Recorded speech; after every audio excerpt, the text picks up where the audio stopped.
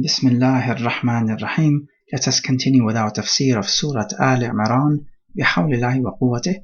We are on ayah number 156. قال الله تبارك وتعالى يا أيها الذين آمنوا لا تكونوا كالذين كفروا وقالوا لإخوانهم إذا ضربوا في الأرض أو كانوا غزا لو كانوا عندنا ما ماتوا وما قتلوا ليجعل الله ذلك حسرة في قلوبهم والله يحيي ويميت والله بما تعملون بصير.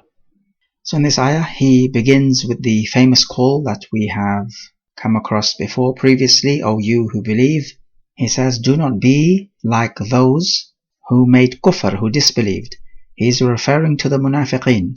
So these munafiqeen, firstly they committed kufr and they said to their brothers. This means said about their brothers. So they are not directly addressing these particular brothers. Now, who are the brothers of theirs? Two possible explanations are given and both of them are sound. First of all, the brothers meaning their brothers in nifaq and kufr. And the second explanation is that it refers to the Muslimin, but that they were their brothers through lineage, not by way of iman. He says, إِذَا ضَرَبُوا فِي الْأَرْضِ, when they go out traveling in the land. Normally darb means to strike something, but when you travel in the land, you're striking the land with your foot as you walk out, or even with the hoofs of the animal as it walks out. So in that sense you're striking the land as in you're traveling out in the land. أَوْ كَانُوا غُزًّا, this word غُزًّا is the plural of a ghazi, which means a soldier who goes out on a military expedition. The plural is also ghuzatun, but ghuz is also another plural. So when they go out traveling in the land, this is for the purpose of trade, or when they go out traveling in the land for the purpose of fighting, these munafiqun who do not believe in the qadr of Allah Jalla wa Ala, they say, if only these people had been with us, meaning resident in Al-Madinah, they would not have been killed. And Allah says, لِيَجْعَلَ Allahu, so that Allah may make ذَلِكَ, that, meaning that belief of theirs, which has just been mentioned. That is to say, their belief that if only these people had stayed with us, they would not have been killed. That Allah may make this particular belief hasra, meaning a grief in their hearts. Because when you have this quote-unquote if only belief, it is going to increase you in your grief, because you're just going to be fixated about what has passed you by and your losses and how you could have done something to change it, and this is just going to increase you in your grief. There is another interpretation to this. It says that the word dhalika does not refer to their belief which has been mentioned in this ayah, but it refers to this idea of the Muslimin being killed in the battlefield. And then on Yawm al-Qiyamah, when the munafiqun will see the honor that these martyrs are bestowed with, and how the munafiqeen have missed out on this honor because they were too cowardly to go out and fight, then this will be a hasra, a grief on them. So they're going to be thinking, if only we went out to fight, we would have the same honor as these Muslimin. So it will be a grief from that angle. So this is another interpretation, and it is also an understandable one.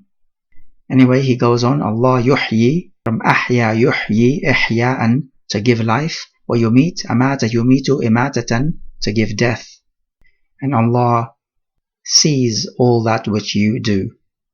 Also a linguistic note, when he says لِيَجْعَلَ اللَّهُ ذَلِكَ حَسْرَةً, the lam can take two possible meanings. The lam at-ta'lil, which would then translate to so that Allah may make their belief a hasra, but it could also be a lam lil-aqiba, which means it's not a ta'lil, it's not a justification, rather it is merely telling us what this particular action or belief will end up as.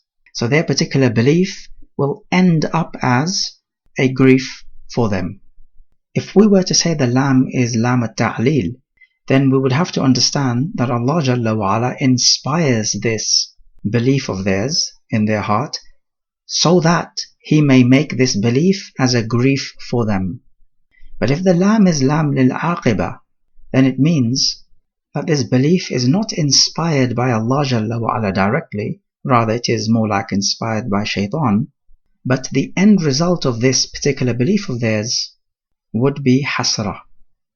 Okay, so reflecting on this particular ayah, we take that because Allah Jalla wa Ala calls us with the description of Iman, which is the highest description that any human being can be described with, Allah Jalla wa Ala is testing our Iman. So He's saying, if you are truly a mu'min, you will obey this particular instruction in the ayah. We also take that the instruction in the ayah is not to imitate the kuffar in this particular saying and belief of theirs, which is all about denying or being oblivious to the qadr of Allah Jalla wa Ala. And on a broader point, we may take that you do not imitate the kuffar in all things which are specific to them or emblematic to them, such that an onlooker who does not know any better would look at you and think that yes, this person is from such and such a people, from the kuffar. As for matters which are general and shared, then there is no problem in that, because it's the emblems that we are focusing on here. That is the problem. And a major lesson that we may take from this ayah is the obligation of the belief in the qadr of Allah Jalla wa Ala. Nothing changes the qadr, and that it does you no good to say if only, because as we learn in the hadith, that if only opens up the doors to shaitan, and shaitan wants to give you grief and keep you in grief, whereas Allah Jalla wa Ala wants to keep you in tranquility, even in the toughest of times. But as for those who are oblivious to qadr, then shaitan can have an absolute field day with them. So the belief in qadr, that what hit you could never have missed you, and what missed you could never have hit you, is absolutely essential. It is not an option, it is a pillar. The one who does not have the firm belief in the qadr of Allah Jalla wa Ala is not a mu'min. In the same way, the one who believes that Allah does not exist is not a mu'min. The belief in qadr has two great benefits, at least. Number one, when loss afflicts you, you understand that it could never have been any other way. It was always destined to be this way. So there is no point in grieving over it. You can certainly learn your lessons from it, but looking backwards and grieving over it will do you no good, because it was always meant to be this way. So that's the first benefit. The second benefit is the opposite. If you enjoy some blessing or some success, then again you realize it could never have been any other way. It was by the decree of Allah Jalla wa Ala, so that you do not give yourself credit. Credit goes to Allah Jalla wa Ala, and all thanks and gratitude are directed to Allah, so that this way you do not become proud and feel that you are a self-made man. So you see, when you put both of these points together, you understand that the proper belief in qadr turns you into a balanced person. So this is a pleasant side effect of the belief in qadr. Note that you do not believe in qadr because of these pleasant side effects. Rather, you believe in qadr because the texts instruct you to do so, regardless of benefits. So let's take this scenario. A person travels out to another city, and he travels by car, and along the way he has a car crash and dies. And you hear somebody saying, oh, if only he had just taken the bus or the train or a tube, he would not have died. What do you say to such a person? Well, to him you recite this ayah, and you explain to him that it is not permissible at all to utter such words or to believe such a thing. because then you are exactly resembling the munafiqeen, which this ayah is rebuking. So the point is, stop using words like, if only he did this, or he should have done that, or could have done that, or would have done that. All these words are nonsense, and they defy the qadr of Allah Jalla wa Ala. Rather, what is legislated to say is Qadrullah wa ma sha'a fa'al. This is the qadr of Allah, and He does as He wills. And even rationally speaking, you can say to the person who's saying, if only he had taken the train, you could say to him, well, why did you not warn him to take the train instead of the car? He's going to reply by saying something like, well, I did not know. Yes, that's true, and in the same way, the person who was involved in the car crash did not know that he was going to be involved in the car crash. Otherwise, he would not have taken the car. He might say, well, the deceased person, he took a risky decision and should not have done that. But then every single decision in life has some sort of risk to it. And sometimes we do not even know what the risks are until they actually happen. But the point is, at that particular time when a person makes a decision, they are making a decision either thinking it to be the best decision available to them, or thinking that the risks are worth taking and that the risks could be dealt with. The bottom line is, they make their decision thinking that this decision is worth it. But nobody has any idea as to what the outcome of that decision would be.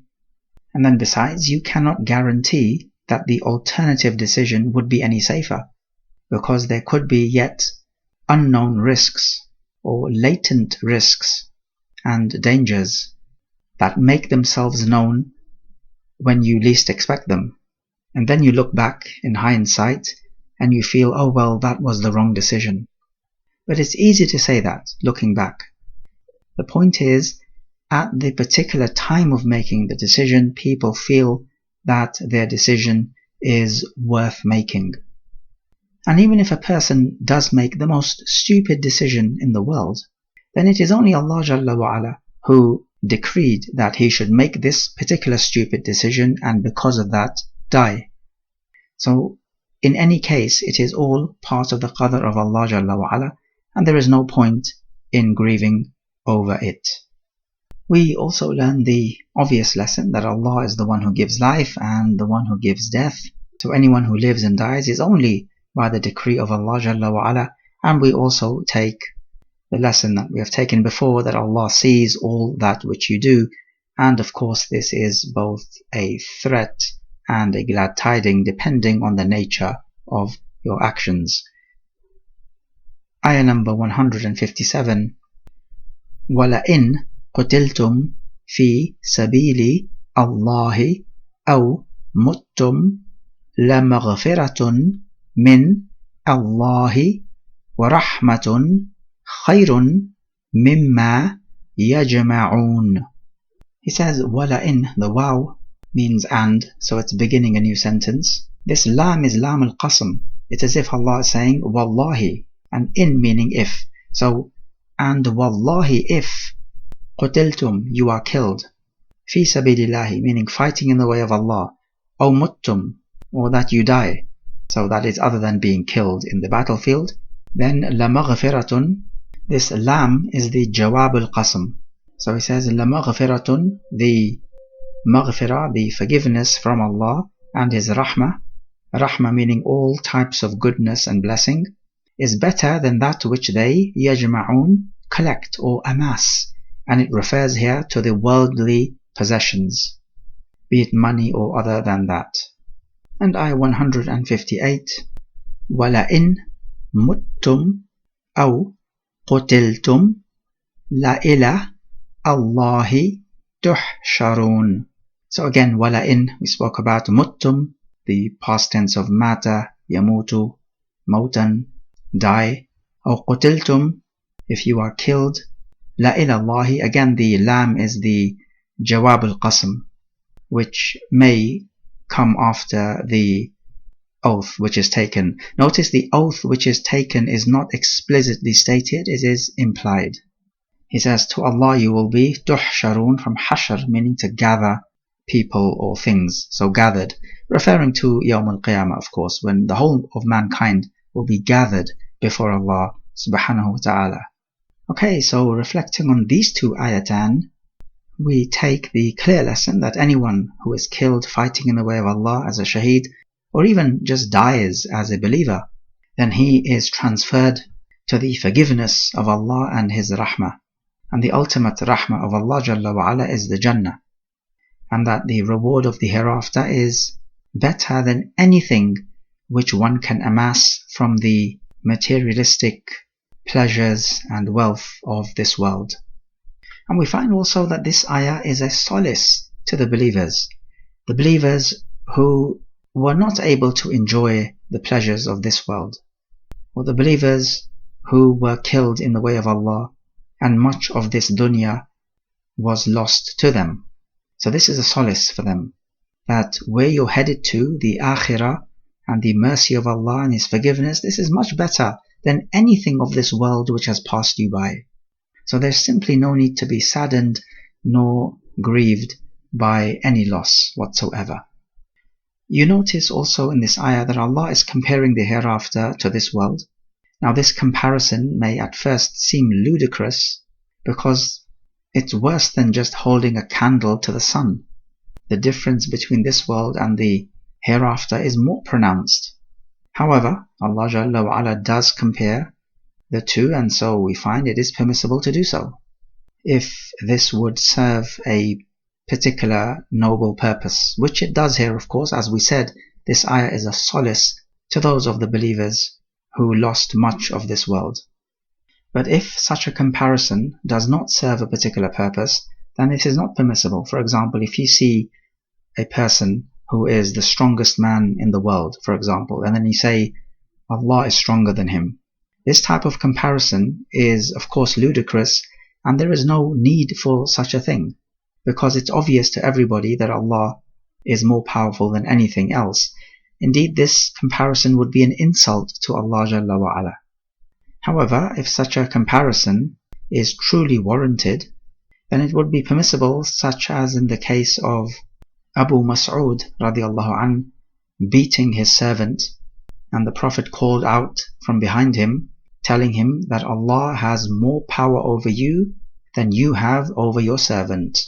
Now on the face of it, the comparison may seem ludicrous, because of course Allah has more power than anyone else. However, this comparison serves a noble purpose, which is to give Abu Mas'ud a wake-up call to not beat his servant, because Abu Mas'ud at that time was senselessly beating his servant. And in ayah 158, again, it's the same thing, it's just more solace being given. And we can also take from this that giving solace to others who are grieving is from the deen of Al-Islam, and it is a lesson we learn from the Quran, such as these ayat. We also learn the aqidah point that on Yawm al-Qiyamah we will all be gathered to Allah Jalla wa Ala. And of course this is a pillar of the Islamic creed. You cannot be a Muslim without it. هذا والله أعلم.